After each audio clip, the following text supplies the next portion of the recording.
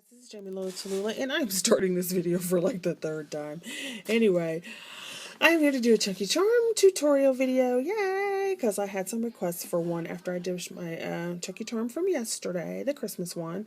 That's for a swap. So I decided that I would go ahead and do that today. Let's see, let me just go ahead and get to the supplies you need. Here are some bead smith pliers, or wire cutters, and they are awesome. They are very thin, as you can see, if you can see that.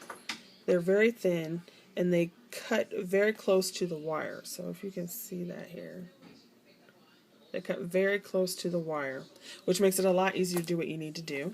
You'll need some round nose pliers. You'll need some bent nose pliers. Okay, and this helps you to actually bend the wire around. You will need some kind of clasp or hanger. I just use a lobster claw. You can use a Tim Holtz swivel clasp. You could use several things, but you want it big enough so that it'll actually clip onto something like a purse or what else. Okay, then you need chain, and then you need split rings. Okay, so I want to show you the difference between a jump ring and a split ring, and make sure you actually pay attention on your package because they are different. Okay, let me show you a jump ring.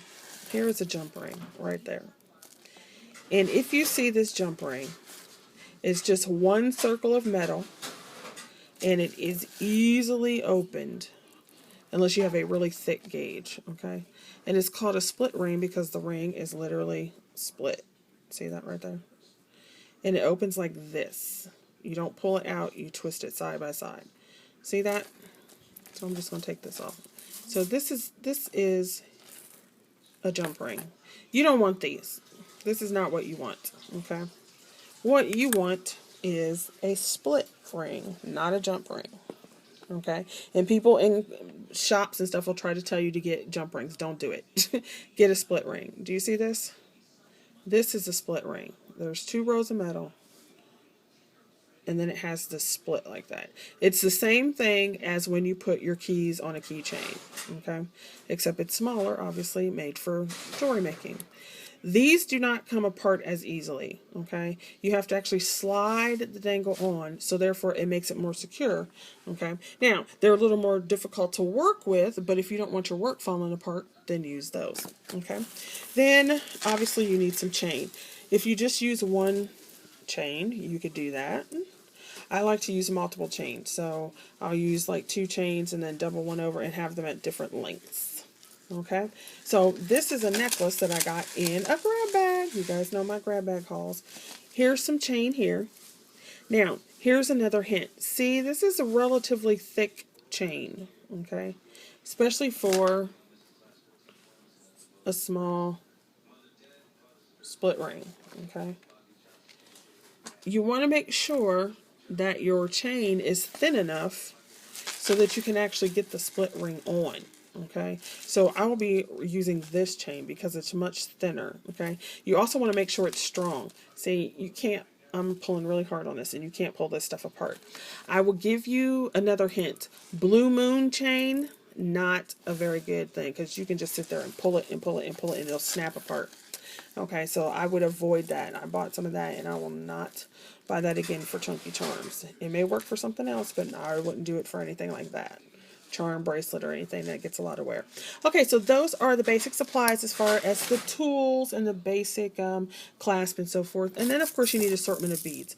Beads in various sizes. Some pearls. Whatever you want yours to look like. You can see where I cut my finger. And you have to... various beads. Okay, seed beads. You need seed beads in different sizes. These are 11 seed beads, and so are these. You want them in different sizes so that you can fill up the holes of different size beads so they don't fall off the head pin. Which leads me to your last supply. You need head pins. Okay, and they're called head pins because they have this flat little piece at the bottom. You can see that. Okay, you don't want to use stick pins because they're pointed on the end and you'll stab yourself and whoever has your charm. And you also don't want to use thin wire like that you get at Walmart. You don't want to use anything smaller than a 20 gauge wire if you actually make your own head pins and so forth. Okay.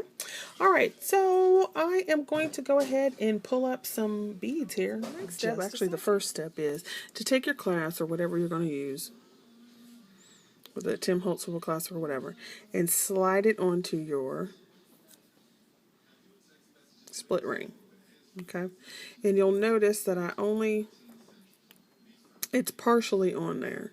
So if you can see, because the next thing that's easy to do is if you have it open is to take your chains. So I'm taking this chain, which is about, that long. And I'm going to just kind of move it over so that it's got two lengths. And just take a link, whichever link you want, doesn't matter. Just go with however long you want it. And I want it about there. And then you're going to take that link and slide it on right after, right where the clasp is. Right? So let's see if you can see that if I move it closer. Would it focus? So now I have both of those on there. And then I just simply I usually take my pliers, hold it there, and then just move it around like you would on a keychain. And so then, voila! You've got two links. Okay. And to me, that's not going to make see where I cut myself on a pair of scissors. It's not going to make it chunky enough. I mean, you could do one, but you guys all know me and I have to go overboard. I can't just do a little bit. So then I have another chain, and then I just see how much I want in comparison. So I'm looking at this here. See if I can get it to focus out back here now. There. So I just decide like how I want it. So I want them a little longer, so I'm going to do the exact same thing on the same ring. Okay, so that's about where I want it. I'm just going to turn around and try to figure out which way I put this on. And then do the same process. Slip it on there the way you want it. I don't want to have to move this around. Sorry. Now it can get fiddly, so that's annoying. But once you get everything going, then it's not that bad. So figure out what you want your length to look like. And I kind of want that. Then put it on there. So now I have both of them on there, and I'm just going to roll it around.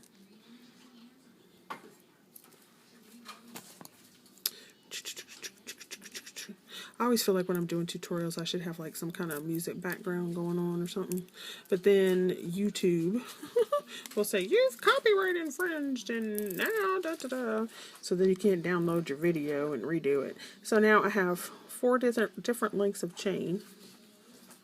Okay.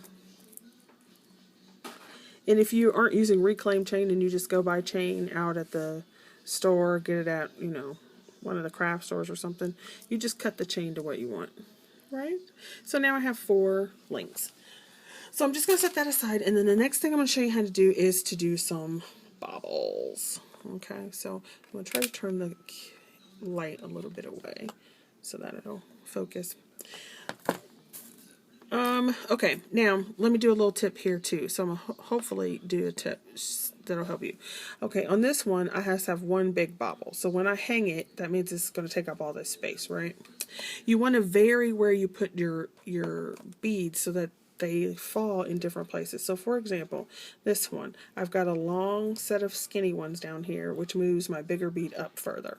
Okay, and then like this one, I have a bigger bead and then a little bead, so that it just adds variety. Here's one where I put some lace trim because it's going to be a shabby chic one for Donna. Okay, and then just vary and stagger the big beads around. Okay. All right, so let's actually show you how to do a bead bobble. You take your head pin, very easy, and you want to pick up some beads. So I'm just going to pick up stuff I have here on my table. I want a smaller bead and then another small bead. Okay, so I just picked up a small 11-0 seed bead. And let's see, what do we want to do here? What do we want to do, ladies? Let's go ahead and take, well, you know what?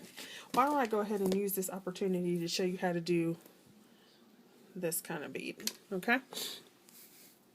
So I'm going to take this length of ribbon, and you can take whatever ribbon you want. I'm going to put, let me see, I think I want to put a smaller, another bead on here. And this is how I do it. I just go through and figure out what I want to do and play around.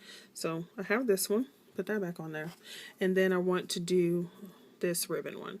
So I'm just going to fold it under a little bit so you don't have like a crappy, I guess I'll fold it this way, so you don't have a crappy edge. And then just stick your head pin through here, and use it like a needle, like you're doing a running stitch. Okay. And Lydia, I Triple Dog Dare You, she showed you how to do this as well. So I saw her do this a while ago when she used it on a stick pin. And I thought last night, well, you know what? It would look really good as a dangle charm. So you just keep doing that. And you could tell, you know, here it is. It's going to be that fluffy. Well, I want to do a little more. So just keep doing the same thing. You'll have to let me know if this is interesting. I'm trying not to make it a long video, but it's already long, I see. But it's really not that bad. It's pretty easy. Okay. And then I kind of want that's enough. So I'm just going to go ahead and cut it. Cut it here. I have that. And then I don't want this hanging out all crazy, flappy, nasty like that. So I'm just going to do the same thing. Pull it under.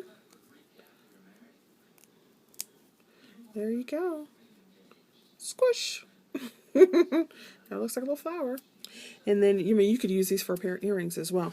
So then I want to put on, let's see, what can I put on? Let's put on one of these beads here. I got them all over the place, so you'll have to, excuse me, put on one of these little colors. And then why not use a pink one? Put that on there. Okay. And then the next thing you do is you have to actually make the loop and wrap your thing. So hopefully, let me see if I can get it closer. Let focus. There we go. So take your pliers, bend it away from you. Okay. And you'll get this little bend here. And notice when I bent it, I went this way, okay? And now I'm going to move my piece around so it's easier for me to handle.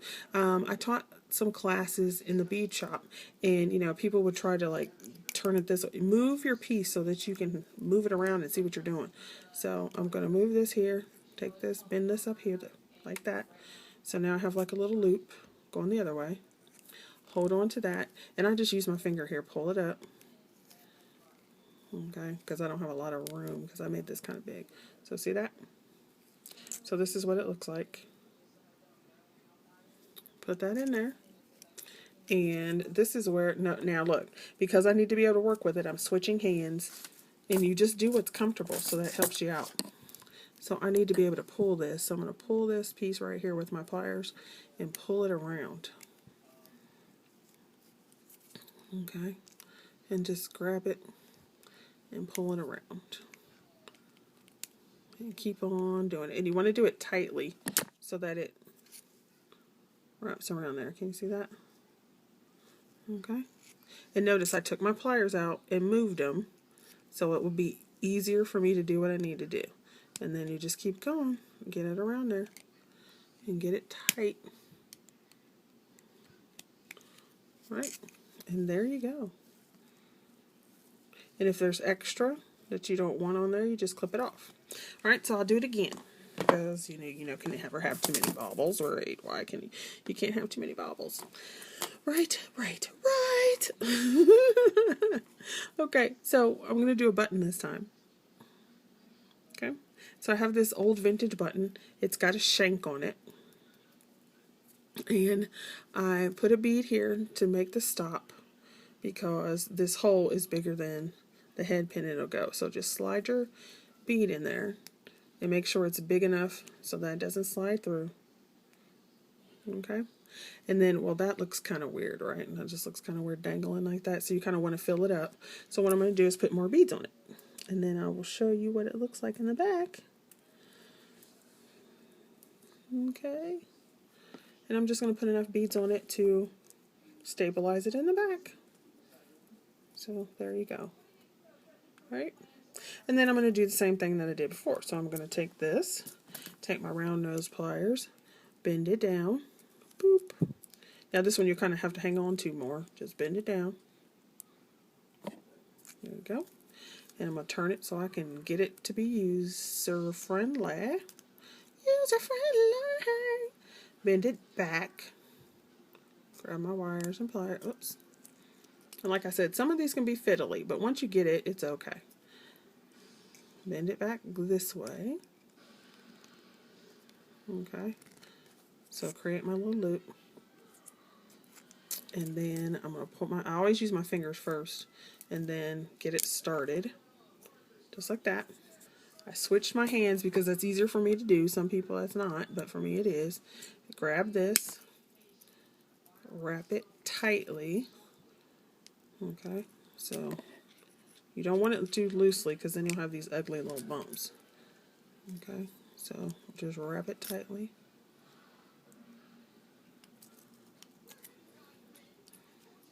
Okay, took it off and flipped it the other way. So you just move your piece so that it's easy for you to use and manipulate. All right, I'm going to go off camera real quick so I can not make you dizzy with this thing jangling.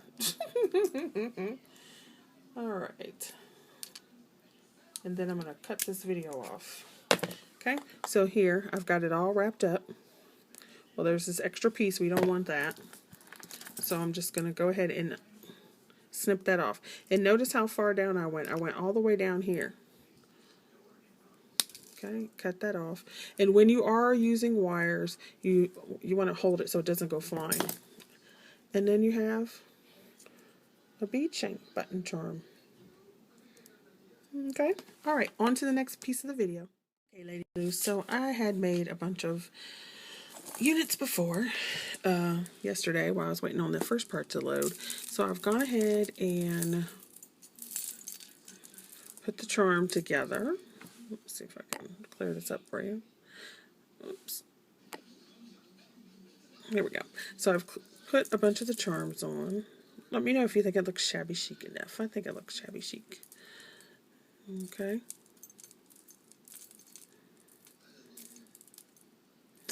So there's the little pieces. Now let me go ahead and show you how to put them actually on the chain. It's very simple. It's not hard at all. But just to finish out the tutorial, I feel like it needs something right here, right? So I pulled these pieces off of a piece of jewelry, and there's a little one there, and I think I need this in here somewhere. So I'm just gonna take this. Okay, you just take your chain, and now I said don't use split rings, but these are heavy duty split rings that were with the jewelry. So all I'm going to do is, the ring is already on here. I'm going to find a place where I think it should go. Just kind of like hang this down to gauge where you want it. So I kind of want it to go and sit right about there. So I'm just going to go ahead and take this loop, oops, about there, stick it through. See if you can see it. It's kind of hard to do it this way because so that you can see it at the same time. Kind of. Whichever way is easiest for you. Get it where I want it to go. And just slide it on. So it's just on. And then just go ahead and, in this case, if you do use jump rings, don't pull them out like this. You want to twist them back and place like that. And go past it a little bit. Go past where it's supposed to be. And then work it back. And what that does is it hardens the metal. Okay. There we go. It hardens the metal, so it makes it a little sturdier. So then what I do when I'm trying to check it, I just shake it back out and see if that's what I wanted. And yeah, because I felt like it had a hole here, so now you can see that it's a little chunkier on this side. Okay. And so you just fill it up based on what you like and what you think. Now, see, to me, this still seems like it needs something up here. So I might go ahead and put this one there. I just kind of, and for me, a chunky charm should be like, look good all the way around. So I just try to figure out what looks good. And I like maybe this one here, roughly in here. So I'll just pull a chain, whichever one I feel goes. I think it's probably this one. And then I do the same thing. I just pull this out. I'm going to sit it down. Get my split ring ready. Okay, so I just pull this up. Let me see. Where's my other pair of pliers? I just put them down. So I just take my pliers. See if I can get this to go.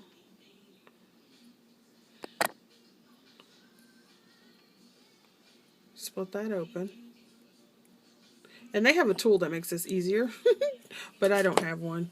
And I tried using one and I didn't like it, so it was just easier for me to put my fingernail right on in there and do what I was going to do. Alright, stick it on in there. Okay, and it just slips right on there. And then I use my pliers and flip it on around. There you go. And I just keep testing it to see if it does what I want it to do. And if it does, then we're good. If it doesn't, I keep adding. Which is probably why things just keep getting bigger and bigger and bigger and bigger. So there is basically my shabby chic looking chunky charm. And I hope this tutorial was helpful.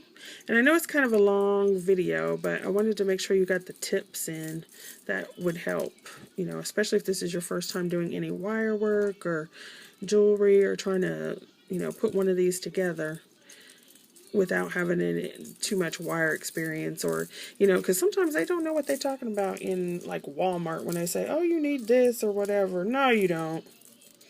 Okay, so thanks for watching the tutorial. Thumbs up. Hopefully you like the result, and I shall see you later. Don't forget to sub, thumbs up, check out my digis on my shop, and everything else. See you later. Bye.